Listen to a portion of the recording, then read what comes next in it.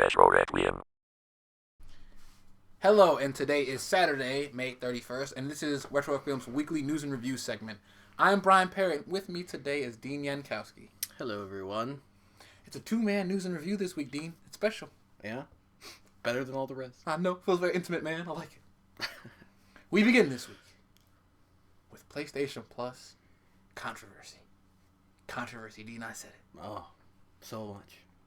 This week, Limbo for PS Vita and Battlefield 4 for PS3 became available, but Battlefield 4 was not a full game, Dean. It was only a trial. And it allowed you to play 20 hours of DICE's first-person shooter.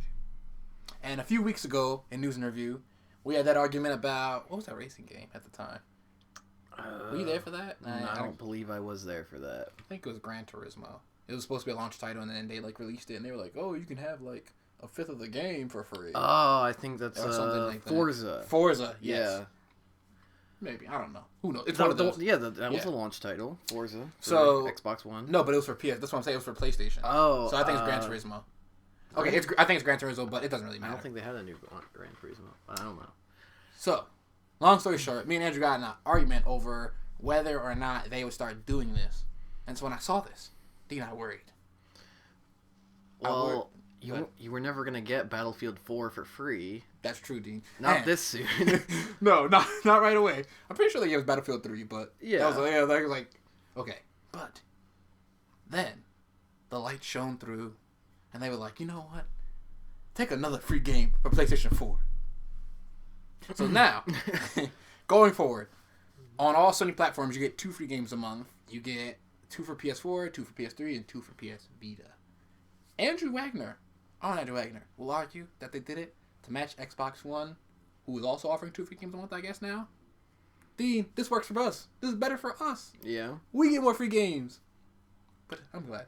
Yeah, I mean, hopefully they compete each other. Just keep 3 games, 4 games. What did we say? Oh, if you buy a console, you own stock in the company now. And PlayStation Plus's free gaming lineup this June reads as follows. PS4, Trying to the Complete Story, which I guess has DLC or something. I don't know. Probably. And Pixel Junk Shooter. Pixel Junk Shooter Ultimate. I'm sorry, it's not just Pixel Junk Shooter. Yeah, I don't want a regular Pixel Junk Shooter. I only want Pixel Junk Shooter Ultimate. Yes. On PS3, it's NBA 2K14 Until I Quit With These in Time, which I love. My review is on RetroRequiem.com right now. Go read it because you love me and because you love everything I do. Yeah. They do, Dean. Of course. They do. Yeah. And for PS Vita, Terraria and Mutant Mudds Deluxe. Dean, what do you think about these games? No one's ever heard it. No. No one's ever heard of them. There were a few I was like, I honestly, I never heard of Mutant Mudds Deluxe, but Terraria I'd heard of. Terraria looks fun. I don't know about the other one so much. Yeah. But, I mean, for Vita, they're both platformers, so free games, platformer, on Vita. There were a lot of platforming games from this because, Trying to is a platformer. Yeah. Pixel Junk Shooter is like a dual stick shooter. Yeah. You know, Fly Cooper Thieves in Time, which I love. I'm glad people are getting it. 3D platformer, and NBA 2K14. You know, it's great, but basketball platformer. Yeah, but it's a basketball platform. You know, it's really cool that they gave NBA 2K14, but I wish it was for next gen because next gen is so pretty. Yeah, that and it's just kind of they're giving games for PS3 and PS4, so I feel like you could get Trine 2 on PS3. No, that's true. I think we already got it. Did you? Yeah, it was a while ago. Oh, yeah. You definitely did already get it, though, now that I actually think of it. More free games, dude. Yeah. Like I said, more free games from everyone. Hopefully they compete for our good. Yes, definitely. Earlier this year, Microsoft bought the rights to the Gears of War franchise from Epic Games and handed the development duties to Black Tusk Studios. A developer who worked on the past games and is working on the new title as well, said this week, quote, "You actually have to betray them," referring to the fans, "enough to give them something new and surprising, but not so much that they disconnect. It's how we can innovate and bring something new to the franchise while at the same time really proving that we understand Gears," end quote. Dean, what do you think about this quote? I mean, I don't agree that you have to betray your fans because if you do it right, your game should evolve in a way that it should change gradually and not just oh, I know Gears of War was a third-person shooter, but we're gonna betray you, and it's a first-person shooter now, and everything's different. But it's still a, just because you make a good game, doesn't mean that you made a good Gears of War. Yeah. You still have to be loyal to what the game actually is, and not just make it. Like I said, a good game isn't a good game of that series. So I mean, if they do it right, hopefully that's what they'll do, is be more gradual, have it evolve rather than just kind of change things for just to make it their own. I think the way he phrased it is really weird, but I think the actual center of what he's saying is like kind of correct in that sometimes you have to change, not things that fans like, but if you're improving it at the end of the day, if you are changing things, it doesn't really matter. And so improving your game at the end of the day is the biggest thing. Yeah. But sometimes you do have to change what people like, I guess. Well, I mean, I agree. That's what I'm saying, though, is that it's not betraying your fans if, Gears is a third-person cover-based shooter. Yeah. If you completely, like I said, to make it a first-person shooter, obviously that's betraying your fans. It's not what Gears is. But, if you set it somewhere else, if you set it in like more like the wilderness or something else, there's not cover there. So, if it's not as cover based, that's an evolution. That's not just changing it to change it. If there's relevant story reasons and actual reasons for it, then it's acceptable. But, if it's just like I said, if it's just a first person shooter, or if just we don't feel like adding all this cover, then it's not faithful to the series at all. Yeah, it is weird. I think betray is the wrong term. I think you're definitely right. There's no positive connotation to betray. Betray is just betray. Yeah. It is negative, and you shouldn't do it. Now, for a series of delays. The Resident Evil series creator, I'm not going to try to pronounce his name because I will horribly butcher it. Do you want to try, Dean? Who? Where? Shinji Mikami. Oh, okay. His return to Survival Horror will no longer be coming out this August. The Evil Within has been delayed until October 21st to refine the game. Dean, I saw some first impressions of this game, and they were not, what's the freaking term? They were not impressed with what they saw. No. And they said the game definitely needed to be delayed. I saw that too. Were you in the trailer park when we watched the trailer for it? No, I didn't. Wasn't. That trailer is amazing. That trailer is one of the best trailers I've seen in years. Yeah. And so this game that really wasn't on my radar, it was now something I was really looking forward to. And then probably about a week or two later, they started to come out with all these reviews, people who played it, first impressions, and they were all bad. Yeah. They're like all bad. And it's really weird because just from the environment of the game, even if everything else was shit, you would expect the environment looked good, the ambience of the game looked good, but there was just nothing. I don't know if it was just an overreaction, but there was no positivity that I read in any of these. It definitely could have been like raised expectations for it. Yeah. They saw the game and it was kind of bad and they were like, oh, this is horrible. I mean, it might be that, but hopefully they're taking this time to refine the game and it will actually be something that is worthy of those trailers. Yeah. I definitely agree with you. Next, The Order 1886 has been delayed and will be released early 2015. A statement by Ready at Dawn said, quote, "As we look to bring this experience to the players, we have decided to spend some extra time to deliver on the promise that we made when we first introduced the game. As such, you can expect The Order 1886 to come exclusive to the PlayStation 4 in early 2015, end quote. This is another game that we saw. Did we do a trailer park on it? I did not. This is a game that I've actually seen people talk about a lot, and I always forget to look at the trailer. Yeah.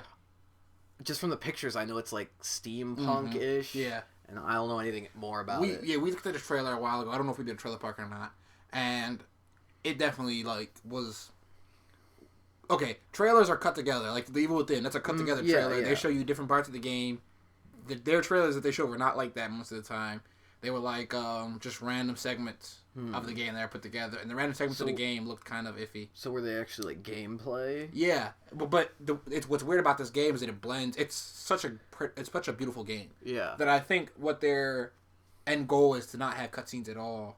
That it all be like the in-game engine that renders everything. I mean, so games have been doing that since PlayStation 3. Yeah. And it should be that way if you have a good-looking game.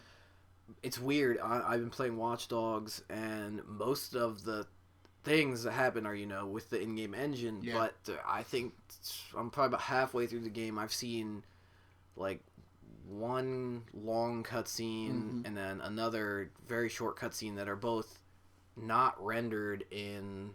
They're both not in the game engine, and they don't look as good because I play on PC with everything maxed out. Yeah. So, they're at whatever resolution they did those in. So it was weird because I could tell that it wasn't the in-game engine. Yeah. So it was worse. So now it's actually worse. Do you remember playing Final Fantasy and you were like, this is amazing, and now it's like the opposite. God, that's crazy. Also, Quantum Break didn't have a previous launch window, but the launch window has been announced for it, and it's in 2015. Quantum Break is a game that we're going to do a trailer park on very soon, so be sure to stay tuned to Retro Requiem's YouTube page, which is amazing, but that's all I'm going to say about it. I'm not going to brag, because we don't have to. That's where we're at this stage in our careers. Of course. We've proven ourselves time and time again to our millions of... But I don't keep on going. I was like millions of viewers, but I was like, To those millions of ants down the street. Yeah. A trailer for the new Battlefield game titled Battlefield Hardline leaked online this week and was immediately taken down by EA. Now, I'm not going to go into much detail about this game, Dean, because it's another game we're doing a great trailer park on. Another reason why we're amazing. But, it is what it is. This game looks like Battlefield 4 engine with Miami Vice, and it looks really interesting. Isn't Hardline I thought it was a DLC. Is it not? Oh, no. This is a completely new game coming out. I thought it was Battlefield 4 Hardline. I didn't think it was Battlefield Hardline. No, it's Battlefield Hardline. I did not know this is not some little punk DLC. They have entire game modes. Really? The game's not even being developed by DICE, actually. It's really? being developed by Visceral Games. So I'm really, looking forward to this. See how it goes. What was the last thing Visceral made? They made the Dead Space games, I believe. Yeah.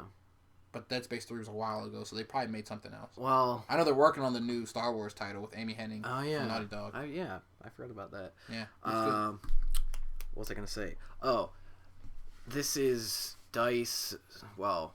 So is it being published by DICE then? Or is it's published by EA. Yeah, obviously. EA publishes them I didn't know if EA owned Battlefield. I know they own DICE, but I didn't know... Yeah, they own Battlefield. Certain things are weird like that. Yeah. They own the publisher...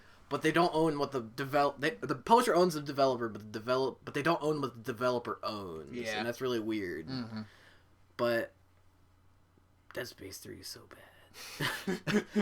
But they're working on, like you said, the Star Wars game with Naughty Dog. Yes. And now this, so on the upswing, Visceral Games. Yes.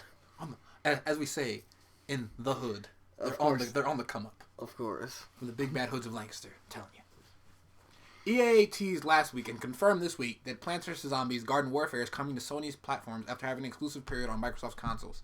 The game is scheduled to come out on the PlayStation 4, PlayStation 3, and Vita on August 19th. And if you have a Vita, you can enjoy remote playability with your PS4, as well as use the handheld for split-screen co-op and boss mode, which you can also use on your iOS devices if you have them, which are exclusive for the Xbox One version. All of the game's previously released DLC will be included on the disc, and the PlayStation versions will support any future DLC. Dean Yankowski, how do you feel about this? Mostly this just makes me think that I hate Microsoft for doing this, exclusivity thing where they just throw money at publishers or developers and get things early. Call of Duty, they did it for, I think they did it for the Elder Scrolls, for Skyrim, and it's just... It's great, obviously, for people that have the Microsoft consoles, but it spreads dissension through... It fuels the console wars, and it's irrelevant, really. I mean, it's 1 month. You're not going to buy a different console for this 1 month early release on these DLCs, so it just seems childish. It's just a negative for gamers, and... I don't know if this was I don't know if they ever knew it was going to come out for PlayStation. So, I think technically it was, supposed to be a Microsoft exclusive forever. And it's a good move by Microsoft.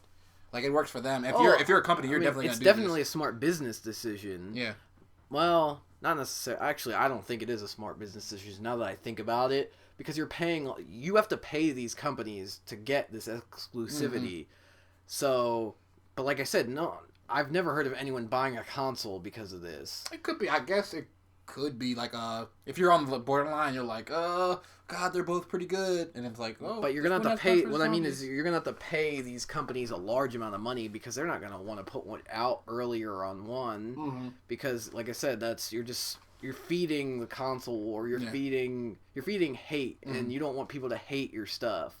So they're got to be paying them a decently large amount of money. But if you get the money back, I don't know how many consoles it's selling. I mean, but if you do get the money back and you get a few more customers, at best, they're probably breaking even on this money that they get. So it's not. It's worth it, D. To get that few extra customers that'll buy more Xbox games in the future. Maybe. No, it just seems spiteful. Oh, it's definitely spiteful. That's why I love it so much. Yeah, of course. No, but F this news. I want Plants vs. Zombies 2 on my PC, D. I don't care about Plants vs. Zombies Garden Warfare. Seriously. My buddy was like, oh, but it's on phones already. I don't want to play on a goddamn phone. I want my... Dude, you don't gotta tell me. When it came out, I was excited. Yes, me too. And then it was like, oh, it's only for... It wasn't even for consoles. It was for phones. I'm just like... Oh, phones and tablets. Go fuck yourselves. I don't even have a cell phone. Dude, I do, but I'm not playing that game on there. I gotta freaking touch the wrong spot. Well, that and just, like, honestly, Plants vs. Zombies was a game that I like to play. Just sit back, play. I could pause it, It was a game that I would play when I would, like, eat. Or I'd like, watch shows while I played it because it's slow. Well, at the beginning, it's a slow game. Yeah. And then later on, there are still brief periods that you get. Why is it for phones? I know, Dean, I know. But okay, we're going to move on. And we're going to go back to Battlefield for a second.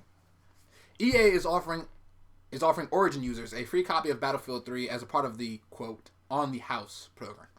The game is available to download free of cost until June 3rd, and once you download it, you get to keep it. The On the House program launched in March this year with 2008's horror action game Dead Space. Mm-hmm. As part of the program, EA will offer up DLC and full games for free. The program is also currently offering users Plants vs. Zombie Game of the Year Edition until June 17th, which you have to play because you can't play Plants vs. Zombies 2. No. Full circle. No. Full circle, yeah. Everything connects. I need to try that. It's good. This On the House program that Origins has is actually really cool. Everyone hates Origin, and I don't understand why.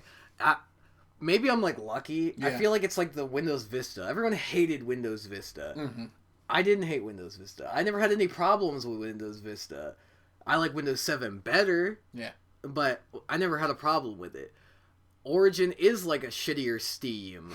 But it's not... There's nothing bad about it, it's just like Steam. I'm just launching my games out of it. I'm just launching Battlefield. I'm just launching Dead Space, or I guess Dragon Age will be on there now. Because BioWare owns them. But you're just launching the games out of it. It's not a problem. And since they have their own platform, they can give you this stuff for free. Because Steam's never going to give you stuff for free. No. They'll give you crazy deals, though. Yeah, there are really good deals. Their Steam sales are ridiculous. But Origin has sales. Origin has started, giving out free games. Mm-hmm. And, Battlefield 3, I was actually kind of like, I would be mad, but obviously I bought that game when it came out. Mm-hmm. So it's like, it's weird because I never had, PlayStation Plus or anything. Yeah. So I never experienced getting a game for free that I already owned. So it was like the first time it's just like, oh, and I was like, wait, I've been playing it for 3 years. Like, why do I want it for free? I got my money's worth out of it by far. Yeah, we talked about Sly Cooper, and it's like, man, it kind of hurt my feelings that I spent money on that game. Although at the same time, though, I'm just glad more people get to play it. Yeah. Battlefield 3 is not like... Yeah. The story is not great in Battlefield 3. It's not like Battlefield 3 needs selling, like Sly Cooper needs selling or anything. It's also... While it's good that they're giving you these games for free, Dead Space is good, Plants vs. Zombies is good, but I feel like Battlefield 3, it'd be like you're getting an old Call of Duty for free. Yeah. You're not playing it for the story. Mm-hmm. The story's not very good. Call of Duty... They're very similar. Well, at least Battlefield 3 is, in that the story is not great, has some good set pieces and all that, but really you're getting it for the multiplayer. Yeah. And I think I played Battlefield 3 last, 1 month ago, and there was literally one server on PC, because Battlefield 4 has been out for a while now, so, it's just dead, and it's kind of, you're not getting a whole lot for this free game, but you have it now, so next month, hopefully they'll give you something better. Yeah. But something is better than nothing. It's only the second month that they've been doing it. Stay tuned. Let's see. The CEO of Microsoft has set the record straight. Quote, I have no intent to do anything different with Xbox than we're doing today. End quote. This confirms that Microsoft has no plans to sell off the Xbox brand, which I think sane people kind of knew already. Yeah, no, why? Microsoft loves money. Microsoft is not going to leave after all this that they've committed and all that they've built. Yeah, that, and I mean, if you leave, the spite towards Sony, you can't leave because you have to stay here to bother Sony forever. If it was profitable, Microsoft would say fuck the spite, and they'd take the money. Yeah, they would, but it would have to be a large amount of money. Bill Gates would just like come in and be like, "Hey, come on, guys." I know I don't own this company anymore, but look. If Bill Gates comes back and says something, it's going down. It doesn't really matter. To sell, who would even buy Xbox? Like, you would need. I don't know. I mean, what I mean is, who could afford Xbox? Oh, God. That's what I'm saying. Yeah, because at this point, Xbox is actually a really profitable, really expensive. That's what I'm saying. It's like, if who can buy, Google, Facebook. Like, well, they already own Oculus Rift. So, see, that's the thing that's crazy. Oculus Rift they bought for what, $3 billion. So how much would you gonna buy Xbox for? That's an entire franchise on a console and all of its content. That's. I can't even guess. I don't have the relevant information to guess this. I don't think anybody does, D. But I mean, like, I'm gonna say at least $10 billion. Yeah, because that means they're worth a lot. Okay, but think about you mentioned it. Think about the amount of money it would take to buy Google.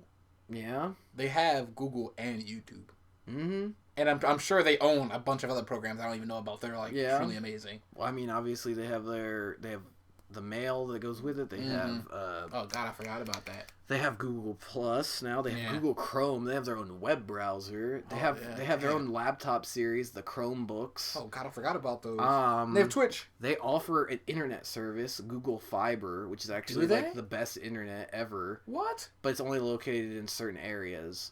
Because it's so good that they basically, so like if they pick the city that you live in, like your town's getting Google Fiber, they actually have to, install the fiber optic cables in your city. Yeah. So, it's like, not very many places have it, but like, I can download things at like maximum about 10 megabytes a second. Mm-hmm.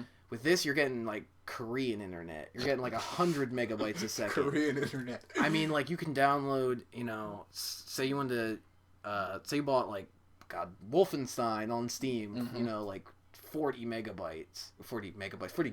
Mm-hmm. You can download that in minutes. Which is ridiculous.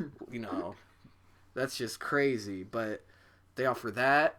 And recently, they've been considering buying Twitch. Mm-hmm. So Google's just trying to take over everything. But they're Skynet. I don't know if Google could even buy Microsoft. Or, well, not Microsoft. No one can buy Microsoft. No. It's not like, it would literally take, like, a government to buy Microsoft. Yeah. But Xbox, just because I feel like the hit that they would take so long to regain that it's not worth the input. Yeah, it'd be like I feel like they would partner with them before they would buy them out.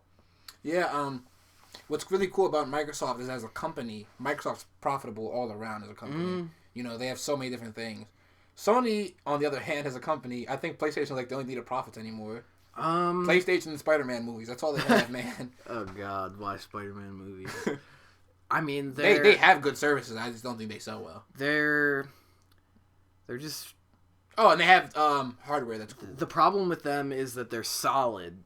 But people are stupid and they want shiny, new, and overpriced. Why do you think iPhones sell? That's true. Why do you think someone buys, every year you buy a $600 phone that does one extra thing that, that the Windows phone or the Sony phones can do for a fifth of the price because people are morons.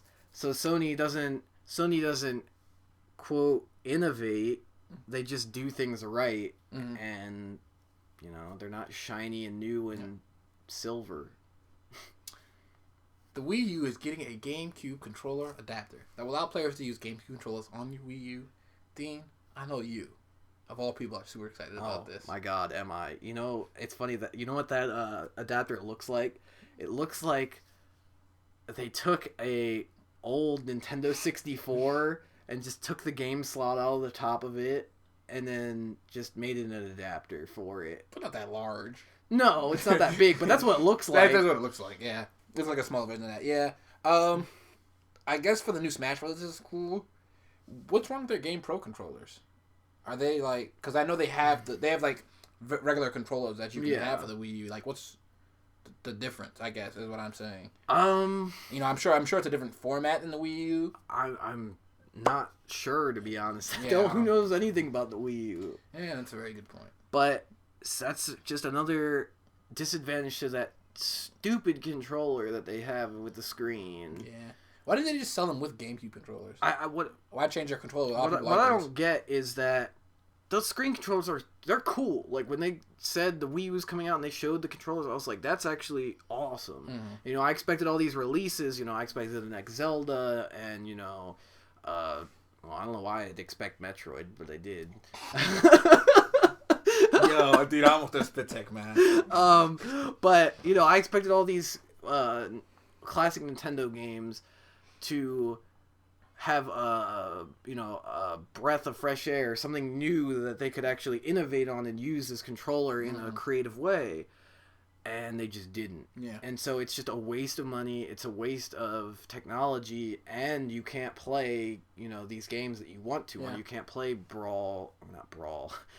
I just that's what I call Super Smash Bros. Because I played that one the most. But yeah, you can't play Super Smash Brothers or hell, when they I just remembered that the new Zelda is just Dynasty Warriors. Yeah, Hyrule Warriors, man. God, when they come out with an actual Zelda game, my guess is that this screen is just going to be used for inventory and maybe some stupid mini games. They're not going to do anything cool with it, and even the inventory is just not even going to be as... It's just going to be worthless. Yeah. This controller is just a money sink. Do like Microsoft did. And when they took out the Kinect, take out those tablet controllers. Just basically, they just need to cut their losses. Yeah. That's the problem with Nintendo in the last two consoles. We didn't want to. Well, I mean, we sold the most, but I mean, it was cheap as hell even when it came out. Yeah. So, but I mean, you don't want to cut your losses. You don't want to admit that no one wants these motion controls on these games. No one wants this stupid screen tablet controller. Well, at least not if you're not going to do anything with it. Yeah, it just was never used properly. That's what I mean. It's cool, but do something with it. If you're not going to do it, then cut it and save yourself and everyone some money. Yeah. Harmonix, the developer of Rock Band, Dance Central, and more music-themed games, laid off 37 employees in a restructuring of their company. And I guess I slightly want to apologize now to Harmonix. Because I called them out weeks ago for going on Kickstarter for... What is that game called? The game they went to Amplitude. Oh, their Amplitude reboot. I called them out for that. But I think this move shows that they're sort of transitioning to maybe one of the smaller developers that does rely on like Kickstarter and gets to do their own thing. And if they're really doing that, and if they're really going to start making like, I don't want to say innovative, but start making more creative decisions with their series, good for them. It's always sad when people lose their jobs. We never like to see it, but at the same time, I'm looking forward to seeing what they do next. I mean, I don't obviously want these people to lose their jobs, but as far as companies I care about, this is not one of them. I never cared about Rock Band or what was the other game they Dance made? Central. Dance Central, yeah. Any of these games. That's because you never played it, Dean. You play some good Rock Band with me, it'll change your life. But I rocked out. I never liked them, and I remember being at the store as a kid, like, when PS2 came out, and just like, what do I want to get? And I'd be like at the counter, because you gotta buy stuff at the counter. And it was they try to, I just asked the guy, like, what do you have? What's new? What are people buying? Basically, what's good?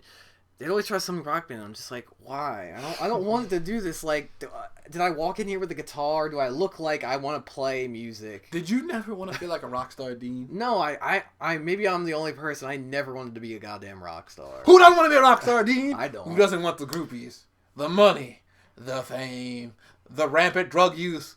Who doesn't want that? I would rather just be a businessman. I could get all that. Well, except the fame. I don't want that. Shut up, Dean. Stop having really nice, realistic goals that are like well set and way better. Of course. The freaking, you're gonna be the guy who owns the Rockstar. Yeah, exactly. I'll be the guy who owns the record label. Well, someone's gonna give you the drugs. Yeah. So the lead designer and project director on Fallout New Vegas said this week he hopes Fallout 4, which is being developed by Bethesda, forces the gamer to make agonizing choices. Quote, Fallout games are best when the choices are, and this applies to all role-playing games in general, more agonizing. They feel more appropriate to the post-apocalyptic genre. So I hope that whatever twists and turns the story takes, it's more nuanced than a black and white choice. End quote. Dean, you are a big fan of the Fallout games. What do you think about this? I agree with this as far as choices in RPGs just in the last probably, 6 or 7 years have been really bland, or they've been too, like I said, black and white. Even if they're creative choices, it's just like, do you want to save them or let them die? You can't try to do both, or you can't, have a more creative solution to this. That, or they're unimpactful, or they're just asinine. In Fallout 3, they ask you to destroy Megaton, to set off the nuke in the city, and that's not an agonizing choice. It's just, some rich guy literally doesn't like that city. The guy who owns Tenpenny Tower, just sees it as basically the Pauls live there. Get rid of it. And so it's not. I mean, obviously, it's a moral quandary if you call it that, but it's basically it's a dick asking you to do a dick move. Yeah, there's literally no reason to do it except to live in Tenpenny Tower. But when he asked me to do it, I just shot everyone in the face and lived there anyway because I wasn't a terrible person. Yeah. So it's a good choice, Dean. Yeah. Fallout New Vegas was better with the choices, but since the next one's being developed by Bethesda, and honestly, Oblivion and Skyrim had a lot of lackluster choices in them, and like you said, Fallout's a very harsh world. Yeah. And I really hope that the next Fallout is more mature as far as, just what happens and the brutality of the world. Obviously, it has the jokiness of it, but I feel like Fallout 3 fell into that too much. They fell into the jokey, more lighthearted side of everything too often. Yeah. Whereas it should be the bright, jokey patches seem funnier if the world is darker more often, and I would like it a lot more. And hopefully, Fallout 4 gets announced at E3. Yeah, I think I'm trying to collect my thoughts now. When I played Spec Ops: The Line, which is a really underrated game, and I reviewed it for the site a while ago. I'm actually gonna play it soon here. Oh, really? Yeah, I have it right now. Dude, it's really good. And I had a lot of moments like that where it was like, oh, do this or this, and they were really difficult choices.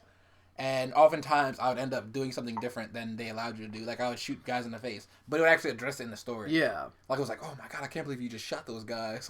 That's one of the worst things in Skyrim and Oblivion is essential NPCs and the Fallout games. Actually, I think Fallout 3 was the first game to have essential NPCs. Did it have? I can't remember now. Yeah. I haven't played Fallout 3 in so long, but essential NPCs ruin these games because they're all about making your own choices.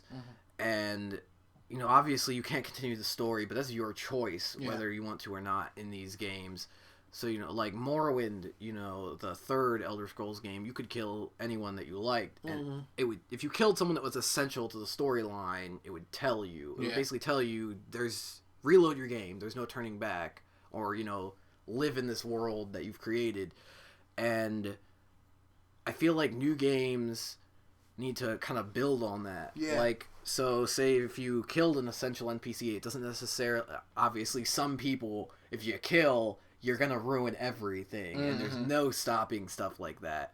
But for a vast majority of these NPCs, if you kill them, the world can change to fit this. So really, I hope that new RPGs start allowing you to have more freedom and creating more variance in their stories. Mm-hmm. Yeah, a lot of newer RPGs, you know, especially like I played a lot of Skyrim. There's just people you just can't kill.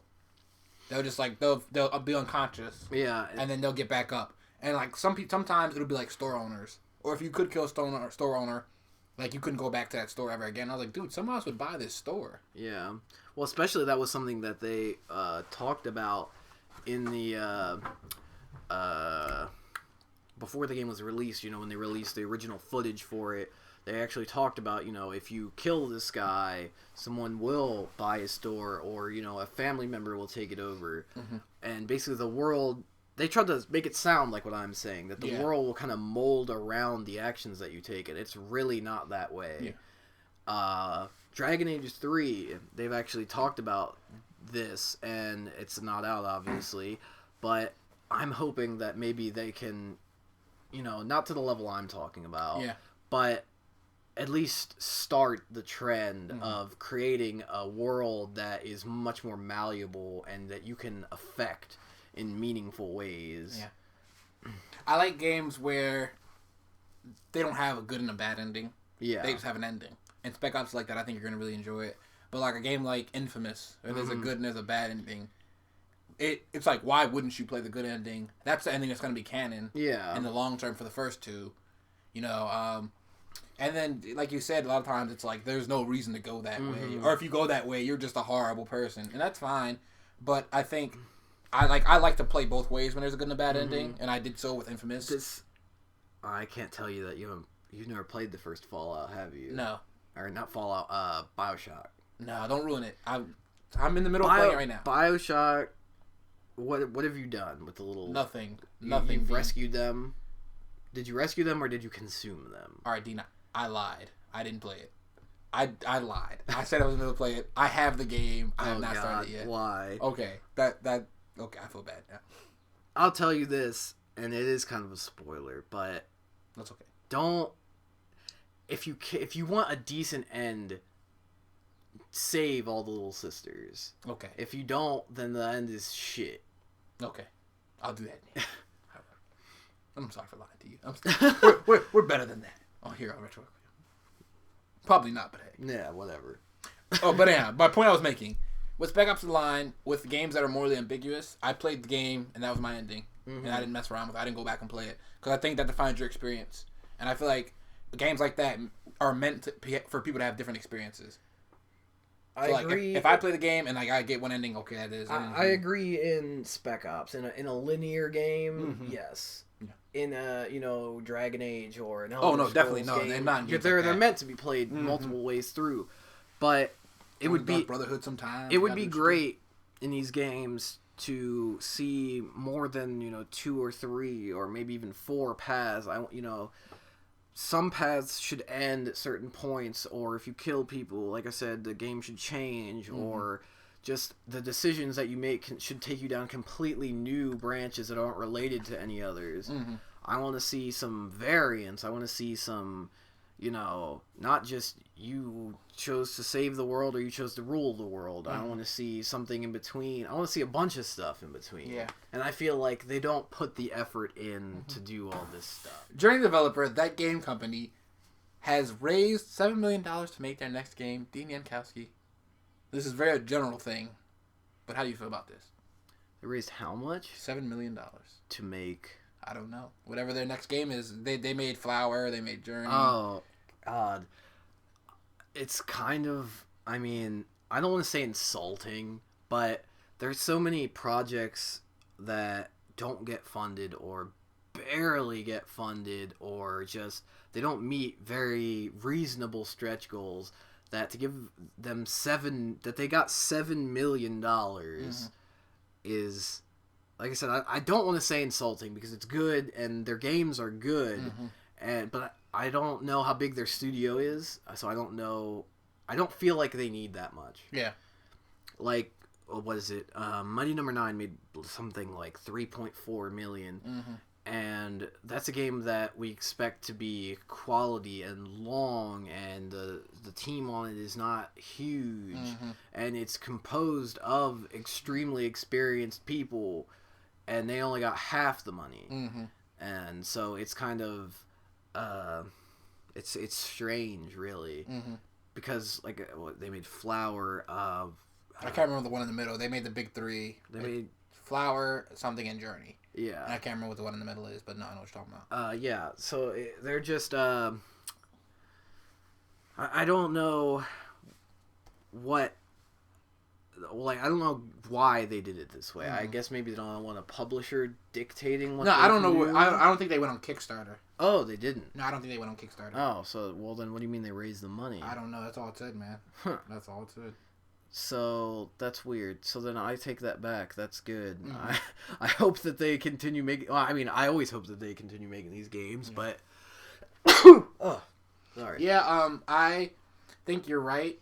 Even if they didn't go on Kickstarter, I think they can't put out a game that's really short, like a Flower, like a Destiny, and say that you had $7 million for funding. I mean, they made Flow. Ah, yeah. Flow and Cloud. Flower, Flow, Cloud, and Journey. They only fuck with one names. They're great for what they are, but I mean, they're not. They're very artistic and they're great in themselves, but they're kind of overrated, I think, in general. They are. There's games that always get 9s and 10s, and I'm not saying that they don't deserve 9s. Hell, they might even deserve the 10s, but it comes at a price because they're artistic, they're beautiful, they have great soundtracks, and they're very whimsical games, but they're short or they're just kind of like Flower. It's not a game that is, it's not like I don't even know what to compare it to, like a Dragon Age. Yeah, I don't think there's really even a story behind it. No, that's what I mean. They're very strange games. Yeah. And they're very unique. Yeah. So they're great, but they're not.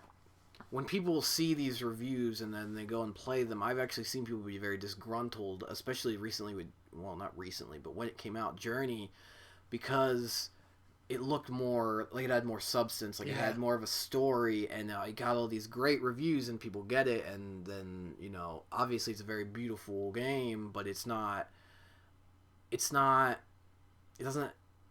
I don't even want to say it doesn't have a lot of substance, but it's not a deep game. It has substance, it has a story, it has art and music, but you're not going to spend 40 hours playing Journey. You're not going to spend 10. Yeah. Fuck, you might not spend 5. Seriously. I mean, very short games. Flower, you can kind of play forever because it's kind of just amusing, but it's something that you play in like 20-minute increments. You're just like, I don't have anything to play, or I'm bored, or I have 20 minutes to kill.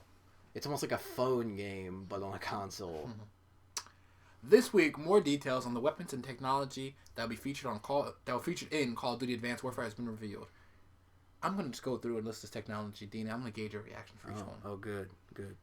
There's a 3D printer rifle, which is not a gun created through 3D printing, which is actually possible today, but a gun that 3D prints its ammunition in the weapon's chamber. What the fuck, bro? What the fuck? That's even for Call of Duty, that has recently been just doing stupid shit.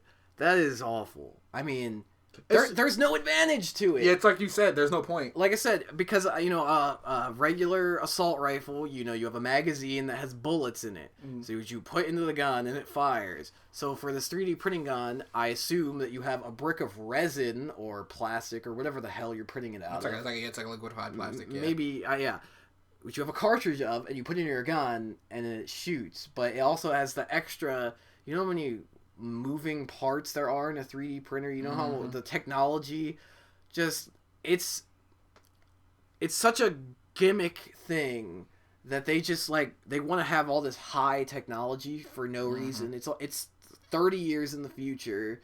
40 years. It's set in 2054. In 2054, you'll have 3D printer guns, which wouldn't make sense in 3054. It would make more sense if the gun was made from like a 3D printer. I mean, it would make sense maybe in the story if you got one at one point, you know, or something like that. It's like if you were in like a situation or something, and you just had to create it. And I guess it would look different. When you first said 3D printer gun, the first thing I thought was not a gun that had been 3D printed or a gun that 3D printed bullets, but a gun that was a 3D printer, and that was like that would have been even stupider, which is why I thought like so. Did you ever play Red Faction Guerrilla? No, I didn't. Okay, well, you just basically the gimmick of Red Faction is you destroy stuff. Yeah. But at the end of the game, you get the like matter reconstitutor or whatever. So like, say you destroy this chair, you know, you can use this and it rebuilds it. Mm-hmm. So basically, something like that. Yeah. Is what I thought of. Oh, like, so like rebuild things with a gun. Or you know, you could like make something with it. You could make other guns with this gun.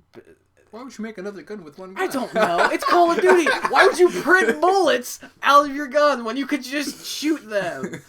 Okay, but realistically, wouldn't this take really long to shoot? Like, you'd be like... I mean, what did they say? Like, what did they say, like, with the technology of the future, things that aren't even prototypes today are usable are usable.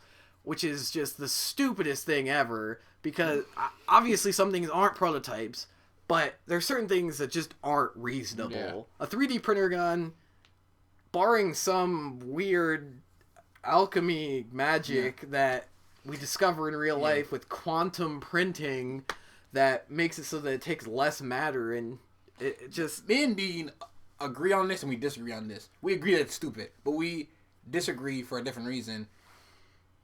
Well, it got kind of both, I guess. There's no point in this. Like, we're going to talk about more technology that they have in the game. Alright, they also have a plasma rifle, a hover bike, and an exosuit that will increase your speed, strength, and jump height, and we saw in the trailer. That stuff, to me, is not possible in 40 years, I don't think. Well, I would say the exosuit. The exosuit, yeah. Probably the exosuit. What was the first thing? The plasma rifle. Then a hover bike. A plasma rifle? The only reason... I'll say this. I feel like a plasma rifle is plausible in 40 years, but not as a infantry weapon. It would be extremely special. So, like, you know what a law is, right? It's a single-fire rocket, something like that. So you would have, like, your plasma cannon thing, and it would, you know, it would take an energy cell, and it would fire, because plasma, you need so much energy to create. So... it would be something that you would use, you know, oh, look, they've got this fucking super tank thing. Bam, plasma cannon, it's dead. Yeah. Not something that I'm going to be like, okay, everyone have their plasma rifle V4s? No. Okay. That's Dean's problem. Dean's problem is not plausible. My problem is, it's badass. I don't even care. I'm shooting hot motherfucking plasma people. I'm riding my hover bike. Yeah, I'm hit you with this hover bike. I got an exosuit. Titanfall who, man? I'll be jumping everywhere. I don't even care. I don't care if it's plausible. There's no point for a 3D it's a gun, a 3D printer gun. Yeah. It's gonna look the same. It's gonna look exactly the same, except it's gonna have loading noises. If it jams, it's gonna be like. You're out of 3D toner. Did you change your toner? Yeah. call IT to fix your gun. You're like, oh shit. Hello. No, don't put me on hold. Don't put me on hold. Oh, okay. No, okay. I agree. I actually agree. Call of Duty is gone, and I've said it before, they've gone so far away from being any semblance of a realistic shooter that being badass, it's enough. Yes. They're action movie games now. Mm-hmm. But all you have to do to make people like me happy, add another 100 years. Or add another 50 years even. Like I said, put it in far in the future, yeah. If this was 2114, if this was 100 years in the future... hover bikes, fine. Plasma rifles that people can use all the time, fine. Exosuits, fine. 3D printer gun, still stupid. 3D printer gun just makes sense. Never, ever. No. Did I forget to say ever? No, you're wrong. You know, the only way, you know how a 3D printer gun makes sense and is good? I actually just thought of something, but go ahead. The only way... Nope. The thing I was thinking was wrong. Okay. The only way that it's good is if I can take random things from my environment and use them to print stuff. Yeah. So it'd be like in Fallout 3, the rocket launcher, where you can like take, you know, anything, plates, fucking baseballs, anything like that, and just shoot it. So, you know, if I could find just like a water bottle and ram it into my gun and get 5 bullets out of it, I mean, it's great. You don't have any ammo, but, it'd be better as probably like a pistol or a submachine gun than a big rifle. But that's literally the only way I can see it being even kind of reasonable at all. Yeah. I was thinking about it, and a 3D printed gun would have an advantage of you'd be able to sneak it past a metal detector.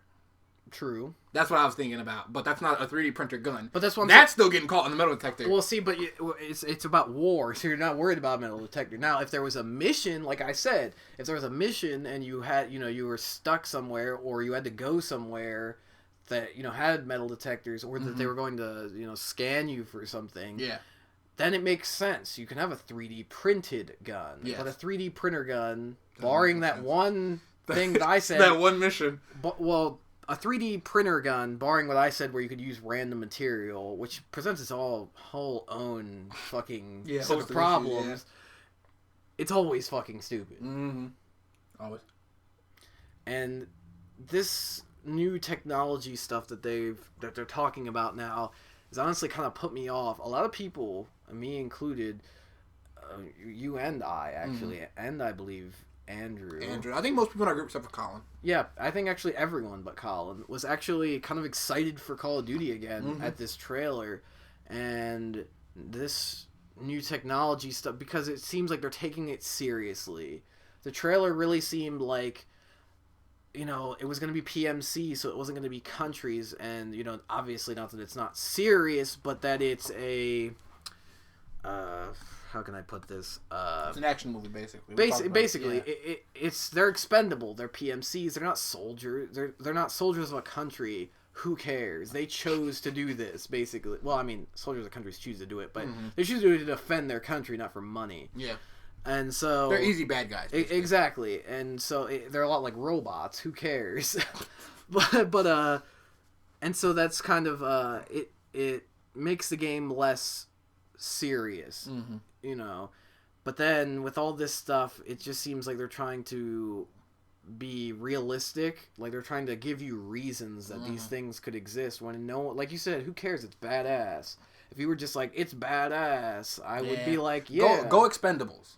Pretty much. Go Expendables Call of Duty. Just say, you know what? Fuck it. We're going to do what we're going to do. You know what? As a matter of fact, I go on the internet and I release a statement right now. Oh, don't like our 3D printer gun? Brian Perry at RetroRequiem.com. Fuck you, man. I'll go ahead and do it. Wanna know why, Dean? Nah, because I'm pretty spiteful in general. Well, yeah. But, I don't know. I think it'd be kind of cool. It'd be kind of funny. Let's be shout out to Retro Requiem. Of course. Even though it'd be pretty negative. No publicity, or publicity is never bad. And this does it for our news and review this week. Remember to come back to RetroRequiem.com every single week to see news and review and stay up to date with all the biggest game news, including whatever retarded technology Call of Duty comes up with next. 3D printer gun!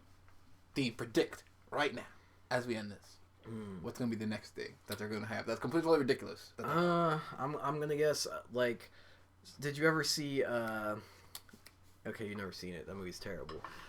But basically, it's a grenade that you throw, and it's like a transformer grenade, and it transforms into a little jet, and then you control it. So it's like a transformer jet grenade predator missile, and you fly it at people. And they did have a transformer jet. Really? In the last one, it was called what was it called? I can't remember what it's called, but it was like a little plane that you held. So what you're telling me is they beat me to my prediction. Yeah. It was a thing that you held, and you threw it, and when you threw it, it like... So the stupid thing that I literally... It went into the air, but you didn't control it. It went up and came back down. So, but still, the stupid thing that I just fucking said, it actually exists in a Call of Duty. Yep. It's pretty fun, too. I enjoyed using it very much, D. You wanna know why? Because it didn't try to explain it? Because it was badass! Oh, man. Retro Requiem.